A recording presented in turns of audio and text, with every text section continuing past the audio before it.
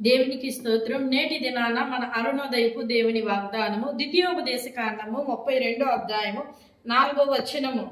ఆయన ఆశ్రయదుర్గముగా ఉన్నాడు, ఆయన కార్యము సంపూర్ణము. హల్లెలూయా. ప్రియమైన దేవుని బిడ్డ, దేవుడు నీకు ఇస్తున్న వాగ్దానం ఈ దినాన ఆయన ఆశ్రయపురముగా ఉన్నాడు. ఆయన ఆశ్రయ దుర్గముగా ఉన్నాడు, ఆయన కార్యము సంపూర్ణం.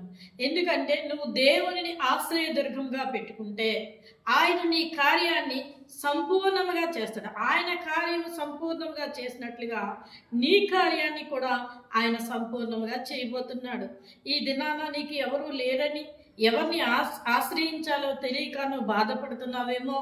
నీ యొక్క ఇంటి విషయంలో, లేకపోతే కోర్టు తగాదాల్లో, లేకపోతే నీ పొలము విషయంలో, నీ కుటుంబ పరిస్థితుల్లో ఎవరిని నేను ఆశ్రయించాలి, ఎవరి దగ్గరికి వెళ్తే నా ఆశ్రయము వారు నాకు సహాయం చేస్తారని నువ్వు ఆలోచిస్తున్నావేమో. ఇదిగో దేవుడు నీకు దినాన ఇస్తున్నాడు వాగ్దానం. నీకు ఆయన ఆశ్రయ దుర్గముగా ఉన్నాడు. ప్రభువైన యేసుక్రీస్తు వారు నీకు ఆశ్రయ దుర్గముగా ఉన్నారు. ఆయన నువ్వు ఆశ్రయిస్తే ఆయన నీ కార్యాన్ని సంపూర్ణంగా చేస్తాడు.